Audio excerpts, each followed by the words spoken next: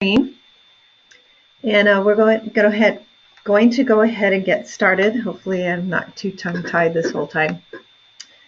So for those who haven't met me before, my name is Cindy Chang, and I'm the Programs Professional over Computer Science here at the Department of Education.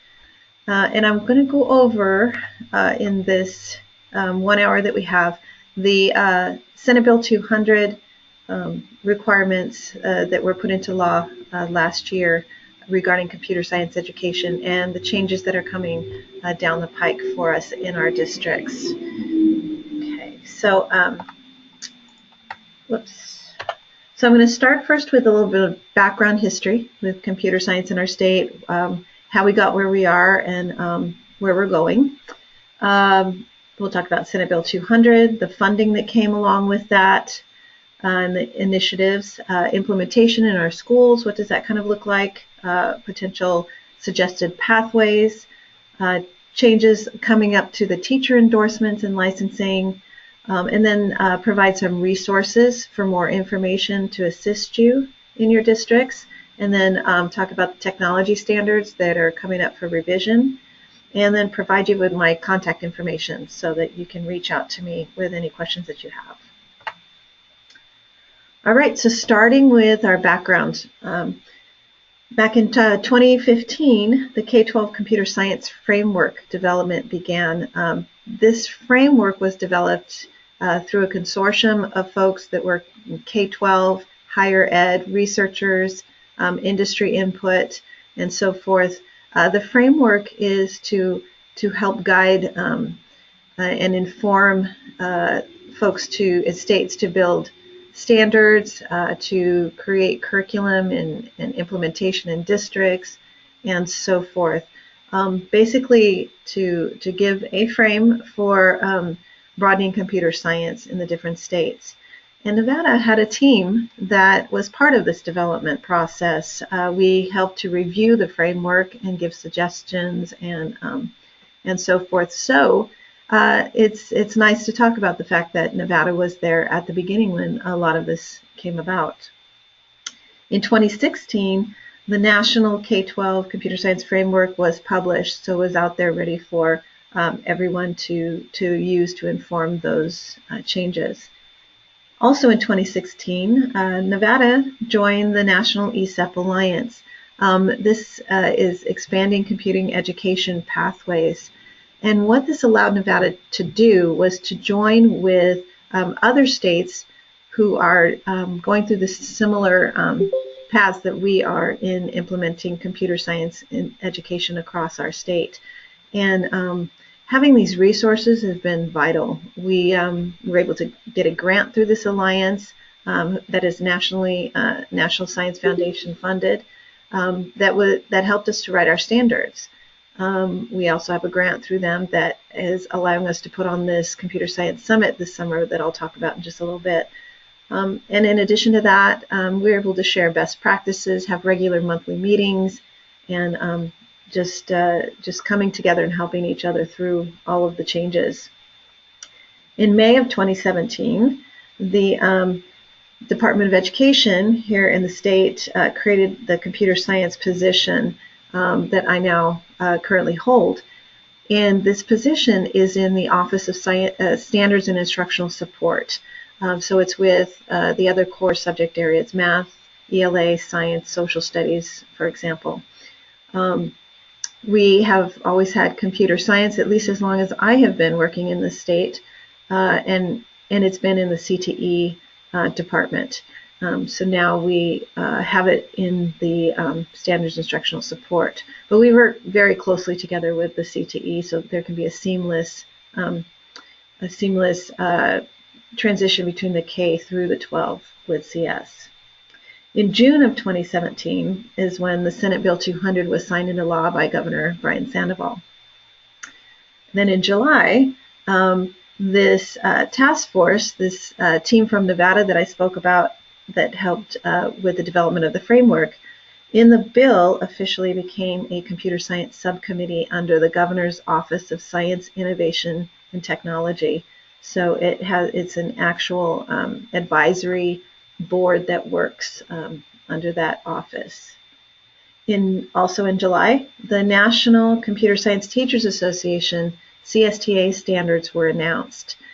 These national standards were built off of the guidance from the framework, and so they were then in turn used for us to inform the Nevada K-12 computer science standards that were developed a month later in August. In September of 2017, professional development began for the Computer Science Discoveries, which is a middle school course, and for Computer Science Principles, which is the high school course.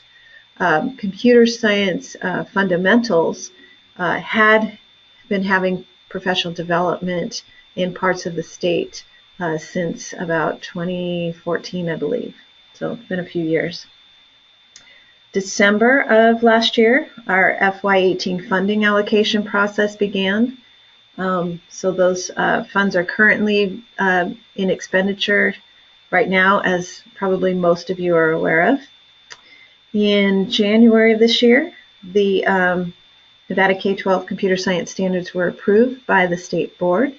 They are currently in their finishing up their regulatory phase, and those regulations will go before the board on June 7th.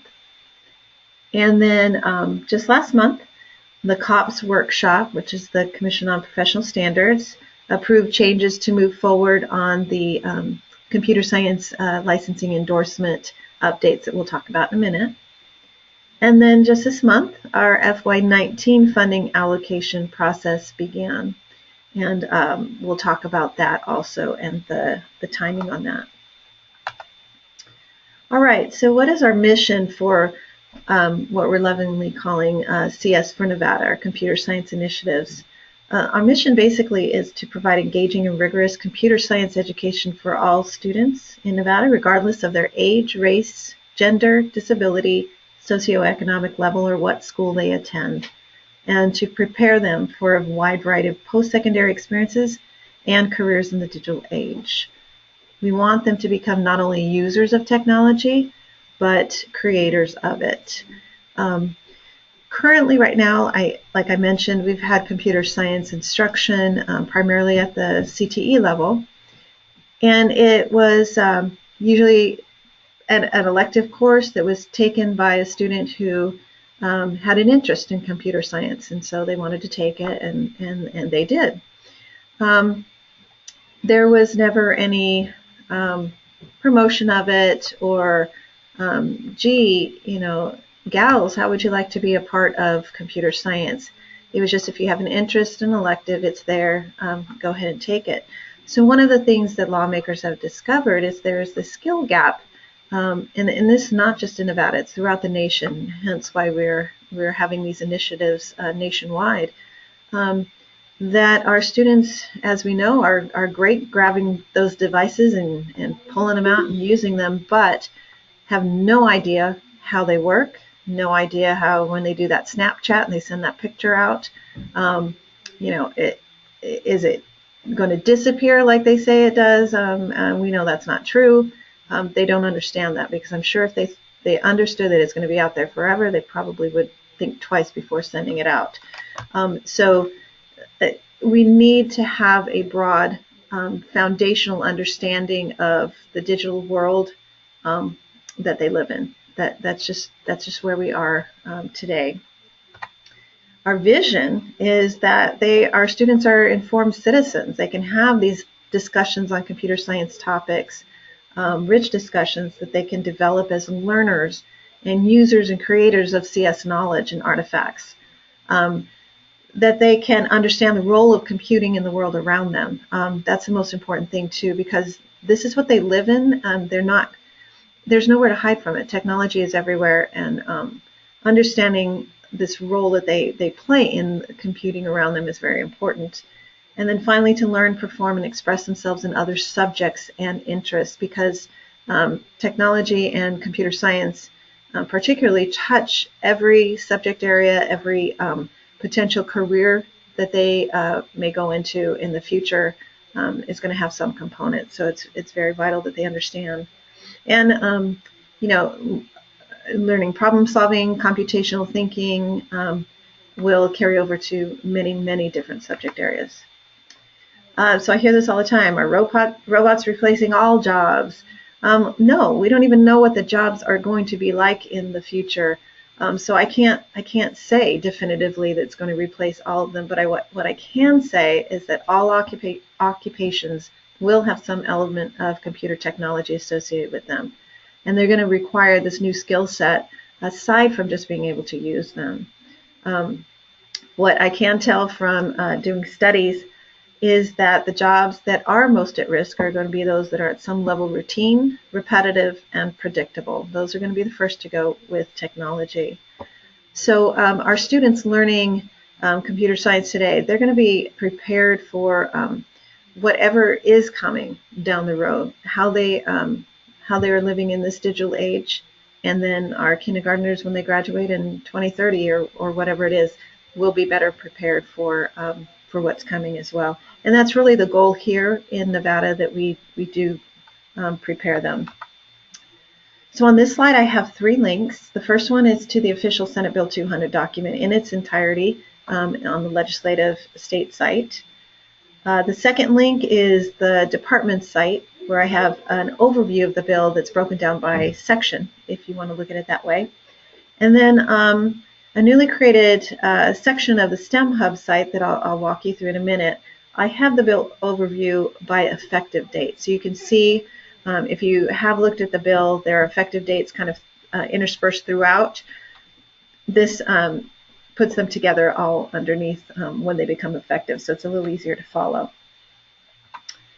All right, so I'll take you out to this in just a minute, but this is kind of an overview of those effective dates.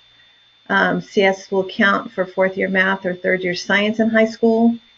CS will count for either math or science credit from Millennium Scholarship. Computer education and technology needs to take place before 6th grade, and I'll talk about that in a minute. The half-credit graduation requirement has some changes. There's FY19 allocations. Strong emphasis on professional development with this bill. It requires that standards are created, which we have already.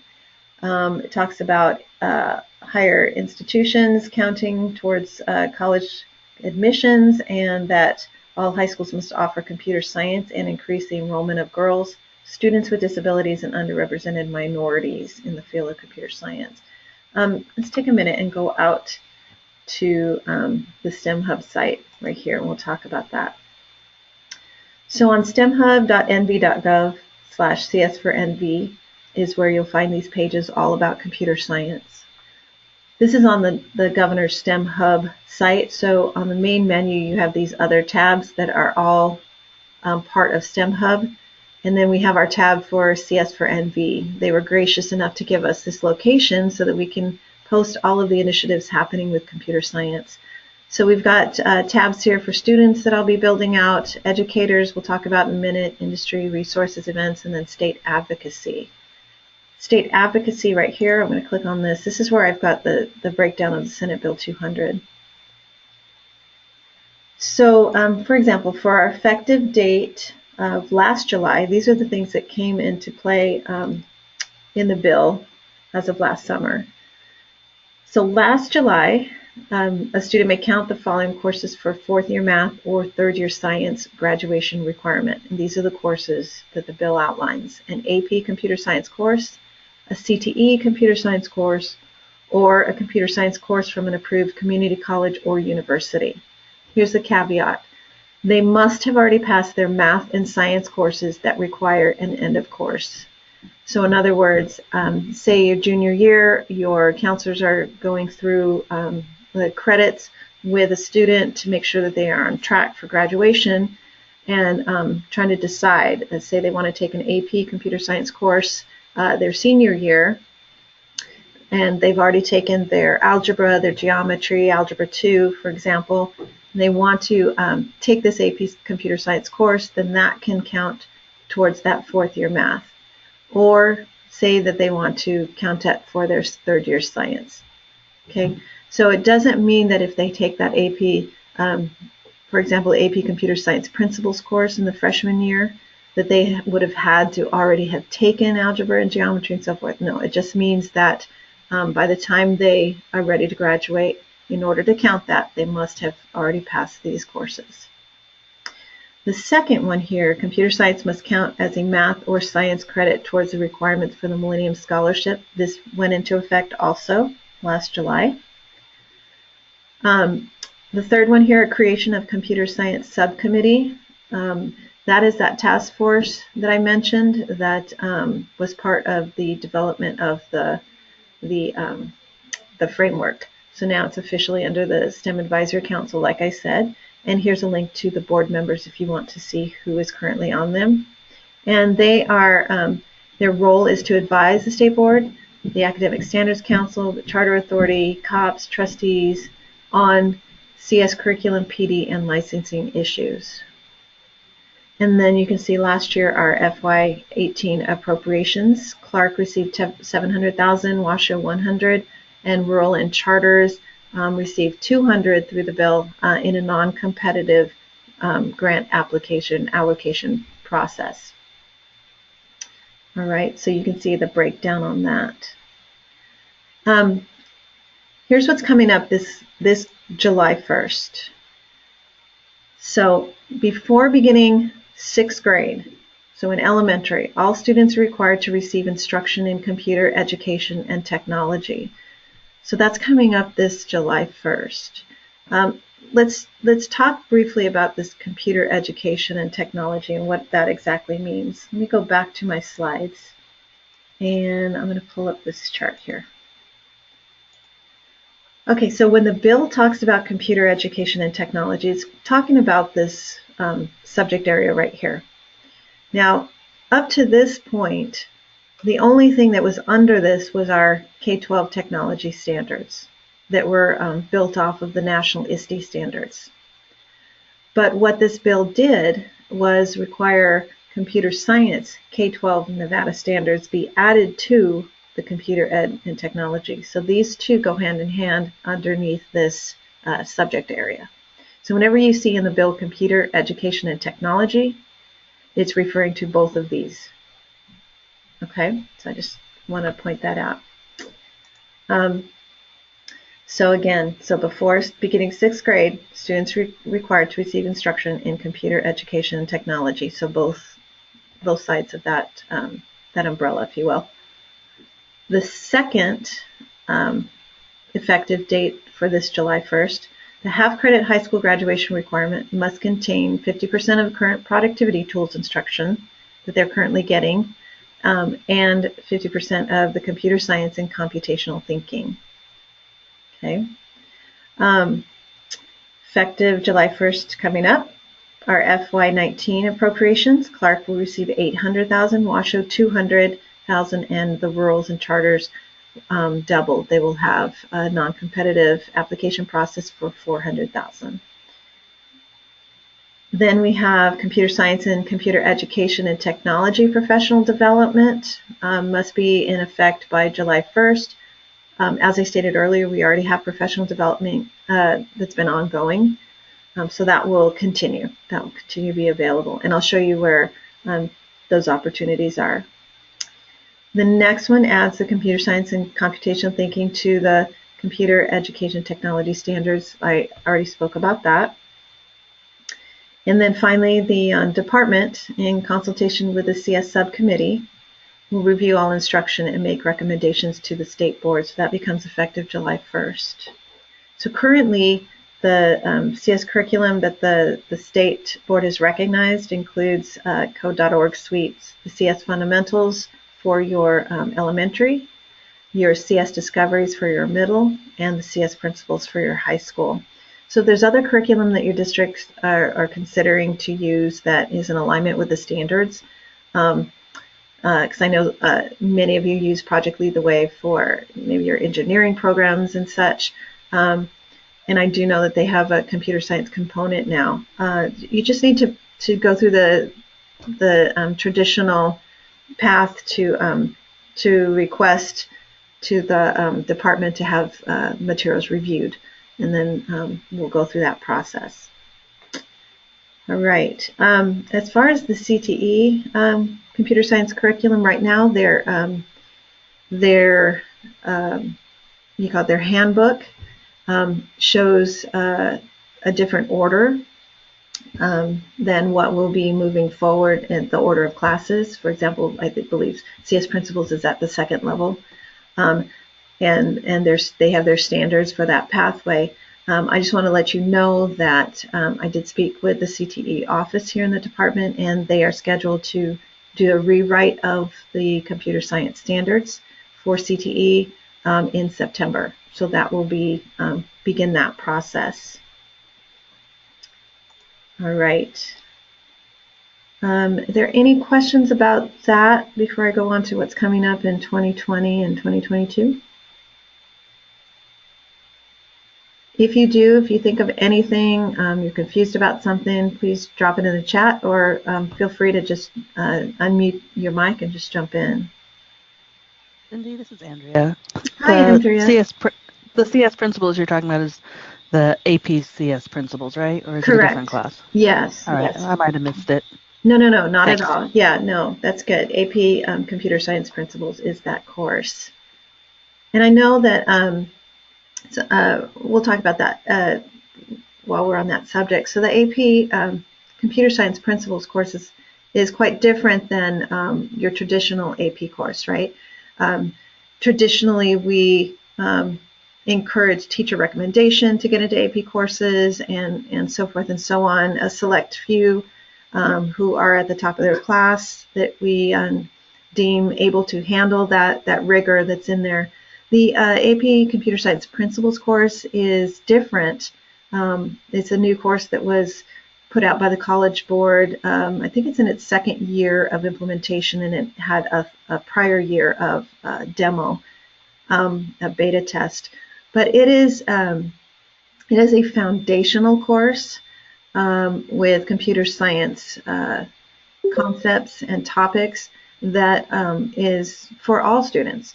So even if you go out to the College Board site, they will tell you about that they recommend that all students take this course, because it will give them that foundation we were talking about at the beginning, that whether they're going into agriculture, for example. I mean, we have something called the lettuce bot that is basically a robot that does a lot of the planting. It monitors the soil, it monitors the seed growth and so forth.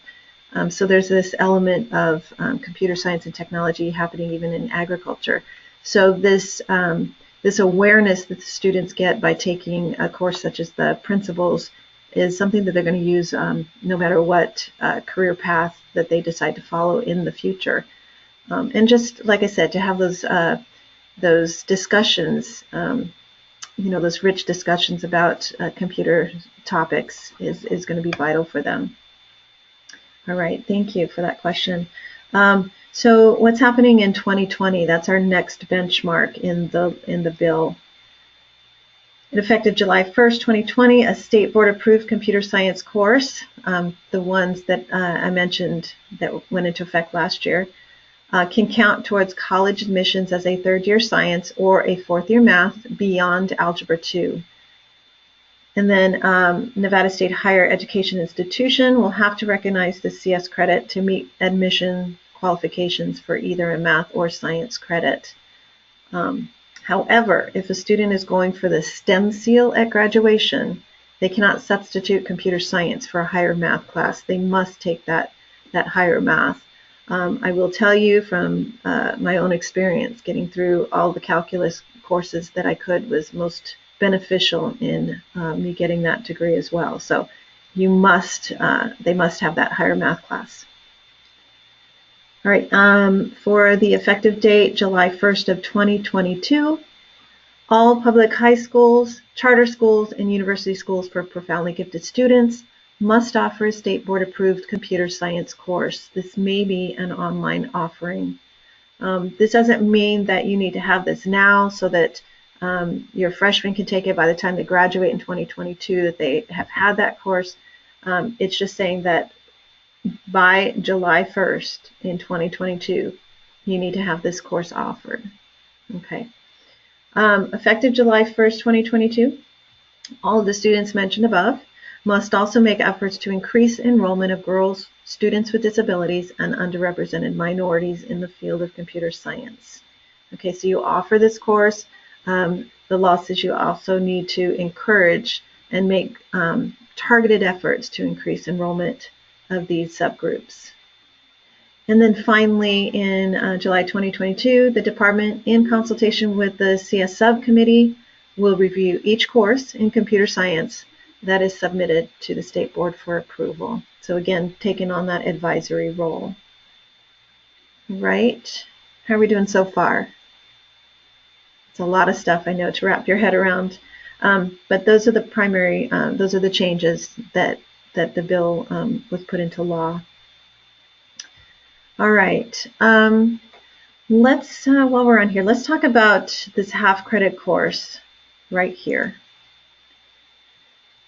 Okay, so this is that half credit course required for graduation from high school. So it could be taught at the high school. I know in a lot of our districts it is taught in the middle school level. So let's talk about this a little bit. It's going through some changes. So it's formally called Use of Computers in the regs. The proposed change to the name is to update it to Computer Science and Applications.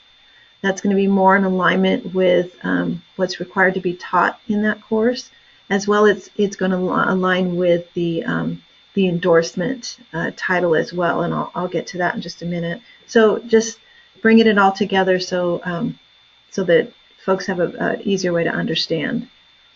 So this change would be to 389-450 would be the first one.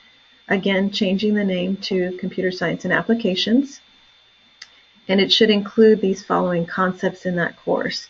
So the computer applications, presentations, word processing, and so forth. So what I like to term the productivity tools portion of it. And that also would be some keyboarding and so forth. Digital citizenship. And then computer science and computational thinking, including these 5 main concepts: algorithms and programming, computing systems, data and analysis, impacts of computing, and networks in the internet. Typically, when folks think about computer science, they're thinking just programming and coding. But as we've kind of already hit on, computer science is so much more than that. I mean, just the impacts of computing alone, the rich discussions to have about that, and how networks and the internet work, again, going back to Snapchat and sending that photo out that they should think twice about. Just having an understanding how that whole process is working, taking that mystery away, could potentially curb a lot of that behavior and activity. And then the second change is to 389-664. Proposed revision, again, is from use of computers to computer science and applications, as stated above. And then, again, it says that if a student basically completes this course during 6th, 7th, or 8th grade, they're not required to take it again in high school. I know sometimes I hear from folks that the students already took it in middle school, the computer literacy as it's called right now, and then they have to turn around again and take it again in high school. But they are not required to do that. It's actually discouraged because there will be other courses available put into place for that. It has to be at least 1 semester, trimester, or equivalent, not taught as part of another course of study. And this is the big change. It must include 50% of computer science and computational thinking instruction. Okay, so once again, these are the concepts to be included, and it needs to have at least 50% included in this general area C. Digital citizenship actually is covered in both of A and C, so it's kind of across the board there. Okay, so I get asked a lot, what will be included in these courses or in this half credit course. We have the K-12 computer science standards and we have the K-12 technology standards. Obviously in a half credit course you're not going to be able to cover all of those standards, so there will be a subset of standards pulled from both of those. that can be used to inform, as a minimum, the creation of these courses. Okay, so it'll be a subset, and those will be start off. It will be narrowed down, determined by the subcommittee as the advisory, and then the districts will have a chance to look at it as well and provide feedback. And then we'll get that turned around very quickly for you folks, because we know that you need to start creating those courses. All right, while I'm on here, any questions about any of that before I go on to the next? No? Okay, let's talk about on the Educators tab up here. We have I have professional development is broken down by elementary, middle, and high school. But let's talk about the new licensing requirements briefly here. Okay, so currently on the books we have these 3 licensing endorsements. Oh, and let me start off to say that if you have teachers who are already licensed, who are already teaching that half-credit course or the CTE pathway, they do not need to do anything further as far as their licensing and endorsement is concerned. They don't need to get these to add on. I would, however, encourage those teachers who are teaching the half-credit computer literacy course right now, get some professional development to help them with that other 50% of the computer science and computational thinking changes that are coming in, because that will be important for them. But for new teachers that are coming in to teach these subject areas, we're going to update the 202, 391-202 to be called Endorsement to Teach Computer Science and Applications. So see the tie-in with that half-credit course. So what that includes is 3 semester hours of methods for teaching computer science, 3 for computer science concepts, and then 3 for a course on methods to teach computer applications, which includes your keyboarding, internet safety, word processing, spreadsheets, etc. So in the past, what has happened is the course that teachers needed to take for this endorsement was just a class on the computer applications. So perhaps they went and took a course that they learned how to use Word or Excel, for the first time, which is fantastic because many of our teachers who had taught this were not familiar with that. But then they get in the classroom and they have difficulty, expressing that in the form of a meaningful project for the students. So what has happened is they end up teaching as they learned. They teach the students, maybe by a packet, maybe not, the step-by-step how to use Word, how to use the spreadsheet and so forth, which is great. But what we would like them to do is to be able to learn some methods on how to teach that in the classroom. So, for example, you're using Word now to have the students type up a paper that they are doing in their history class, for example. And so they're using Word as a tool, but really the point is to be able to get that paper typed properly in the correct format, MLA, APA, learning those tools as they go. So this course will give them ideas on how to frame this effectively in the classroom around lessons and ideas and such. The course Computer Science Concepts, if you have teachers in your district who are taking the Computer Science Discoveries or the Computer Science Principles Professional Development through RPDP, they have an agreement with UNLV where at a very reduced rate they can get college credit for taking that course, either of those courses, and that will count as this concepts course requirement. I will say that I have spoken with RPDP and they have the methods for teaching computer science.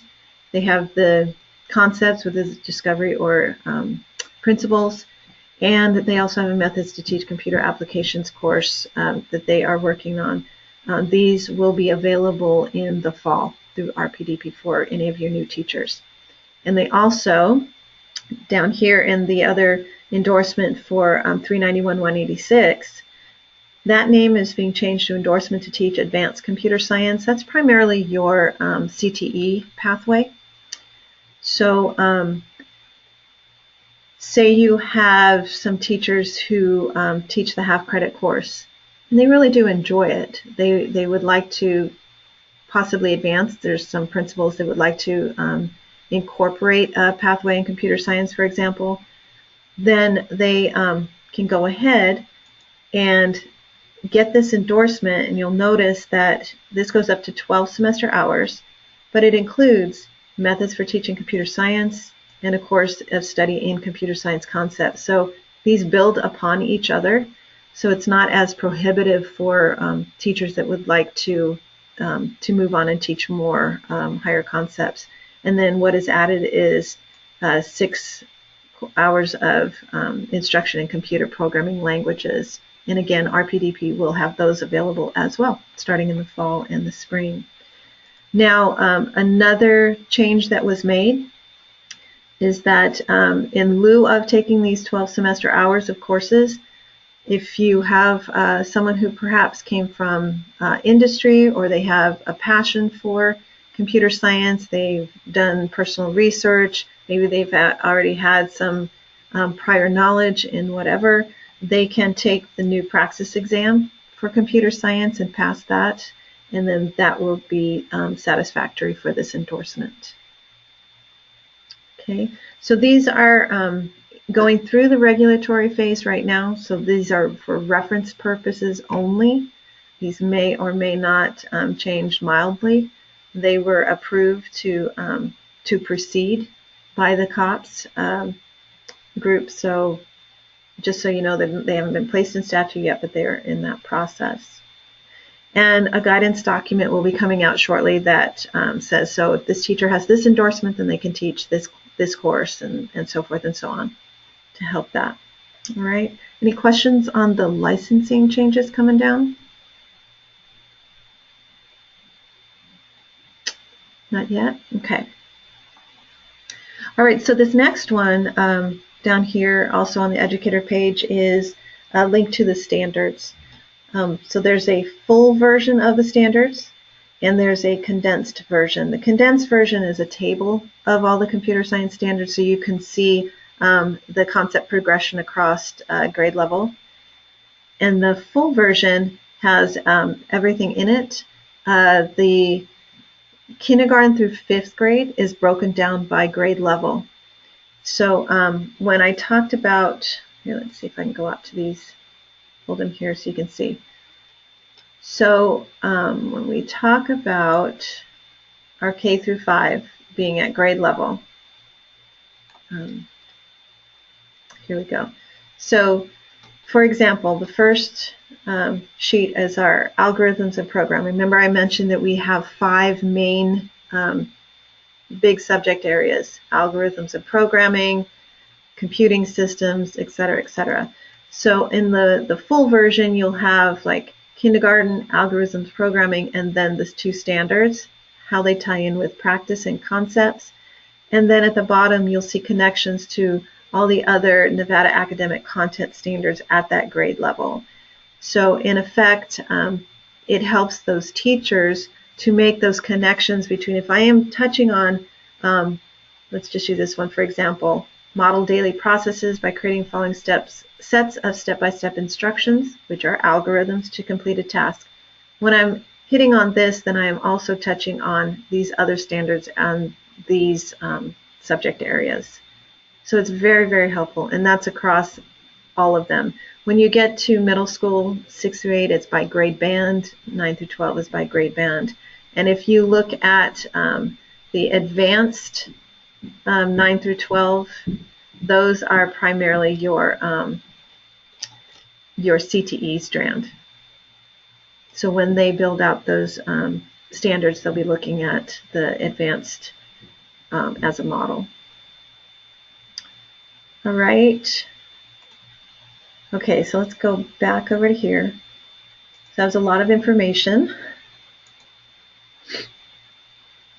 But again, these are the 5 major concepts in the standards, and then these are the sub-concepts that the standards touch on.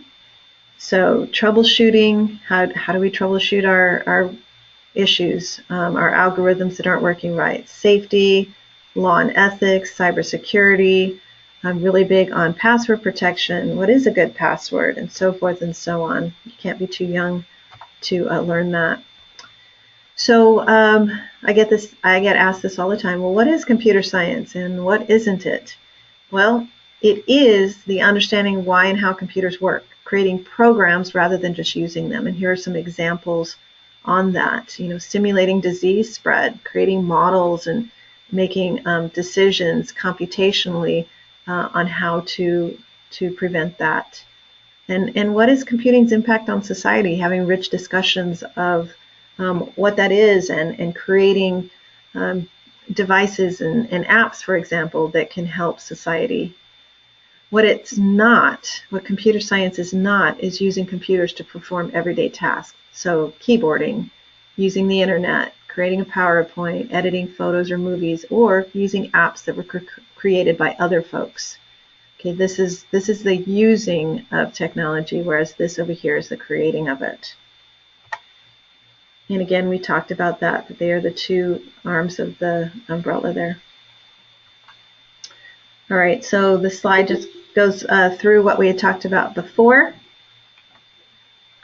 Gives you a visual of what is being removed from 450 and inserted. I'll provide these slides for you. I'll show you where to get them in a minute.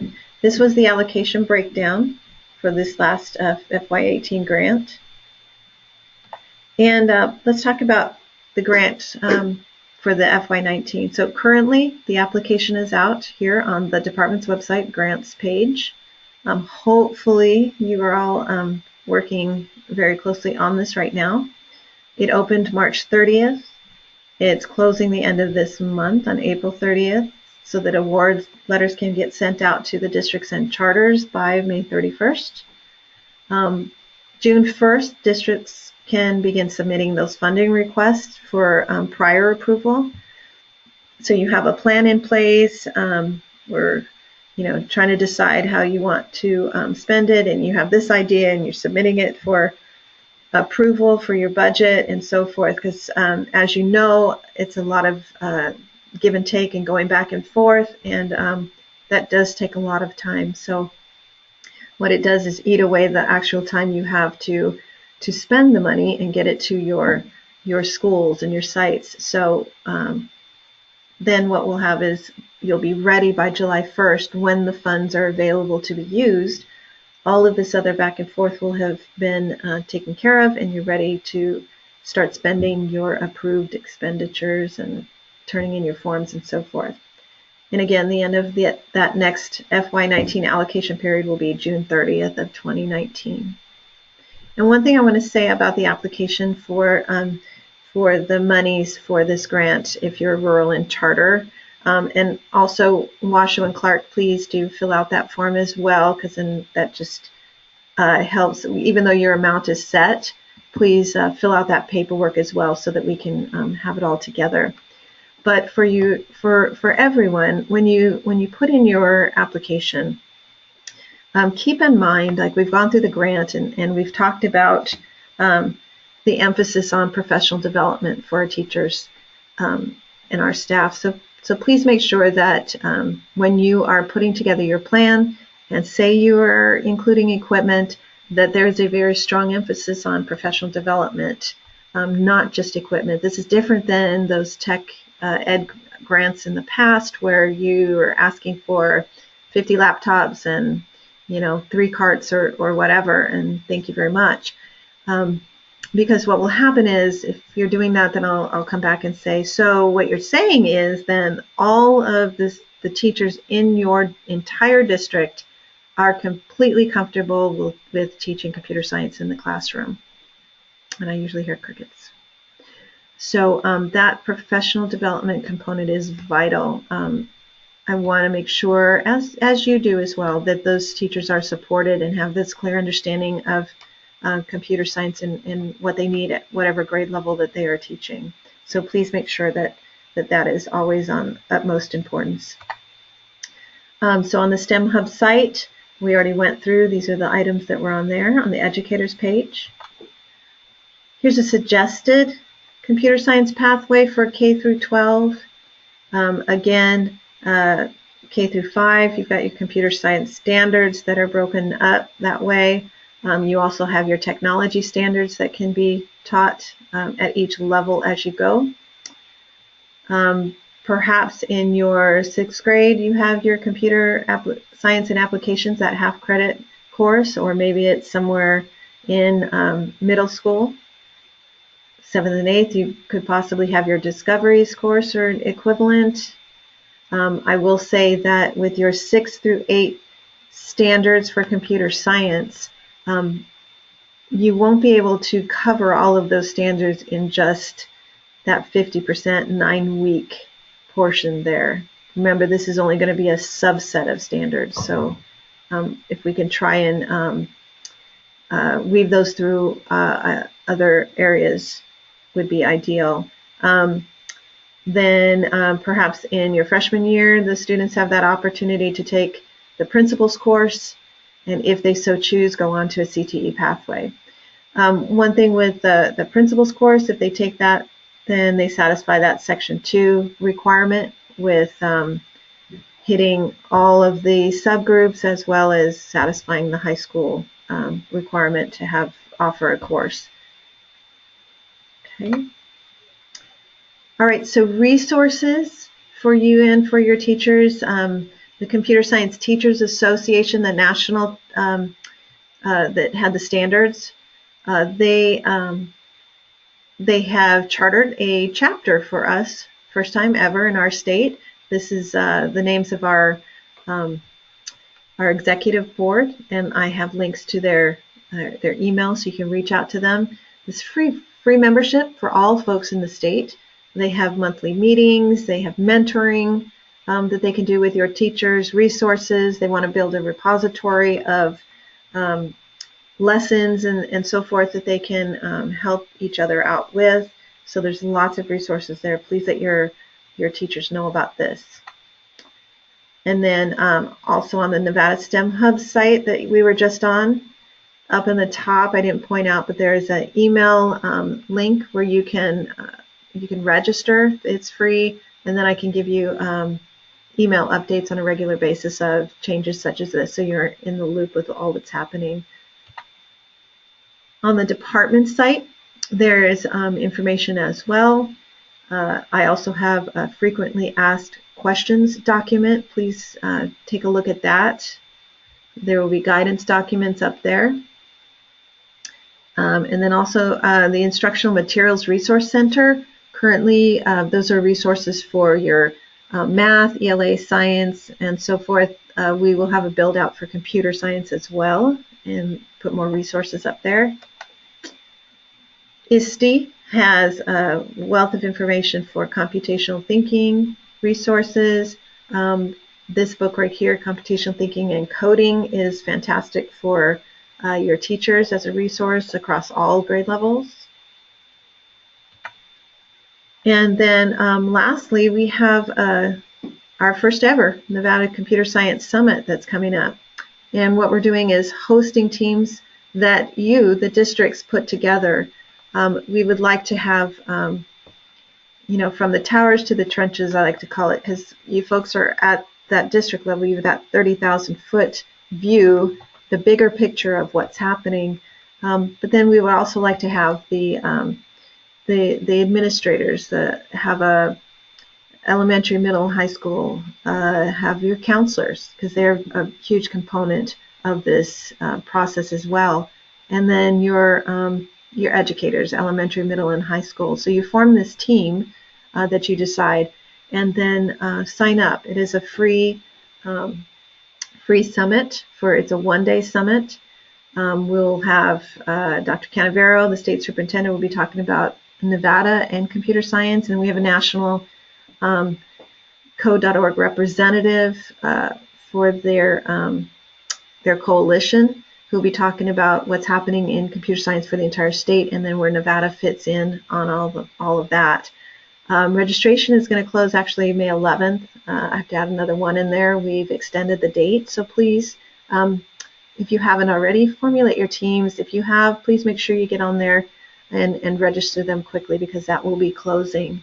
If you were one of those districts who received the FY18 funding allocation through the bill, this qualifies as professional development, so you may use these funds to get your team here. The few folks who did not have that opportunity, I think we have about 5 districts.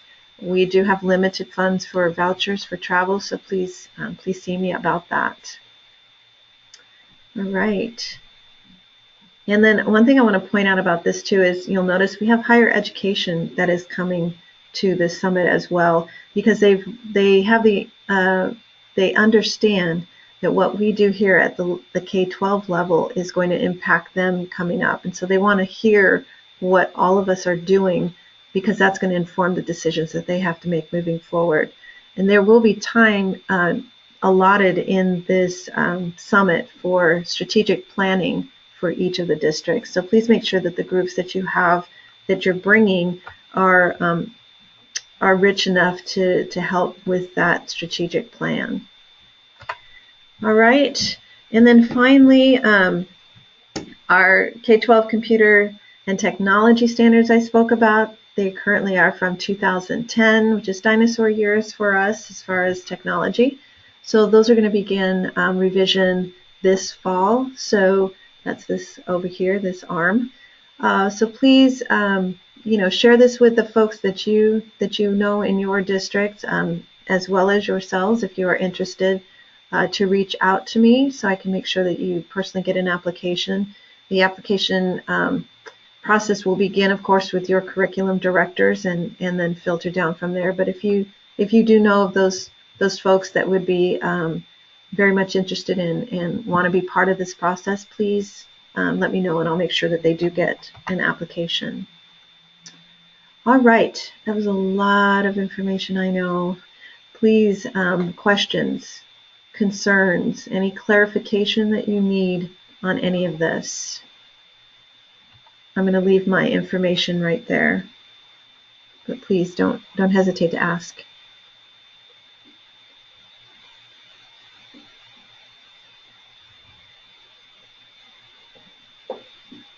Have I covered it all that well? Or have I just left you speechless? You don't know what to do.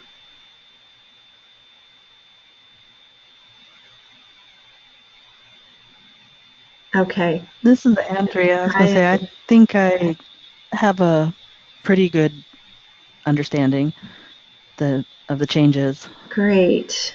The current intro to computers, the processing class, the half credit that most kids take in, that's the one that has to be 50-50. Correct. And that has to be done by what time? Is that like by fall, or is that part of the 2022 yes. also? No, that's part of the fall. That's this fall. That's July 1st, 2018. That takes effect. And we'll have that subset of standards that you can build off of, so that will help you. Those will be coming shortly. Yes? As online, I'm just trying to work how we're going to have it all built before the first day of school, but we'll make it work. Yeah, fortunately, it's you have half of it done already, right? So it's just implementing that other half, the computer science and computer science standards, in which you do have those available to you right now.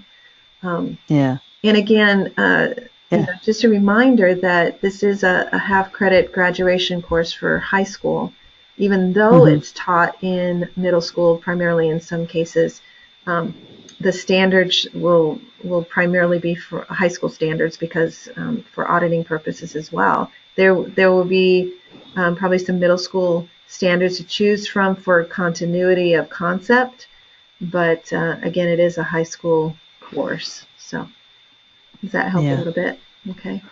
Yeah, I knew we had the content. It's finding the person who can build it, because the person I have is building the principles, so that's ready. So I just need to find the person to get it ready to make sure it's ready to go day one. Gotcha. I'll make sure my dates were right. Okay, well, any way that I can help you with that, gathering the folks, reaching out, being a part of it, you just let me know, okay? I'm gonna. All right. That's why I'm here. I'm here to help folks navigate through all of this and do what you need to do. Okay. But other than that, it seemed pretty clear to me. Thank you. Thank you so much. I appreciate that. Don, David, Tony, you guys doing okay? Any concerns? Anything I can help you with?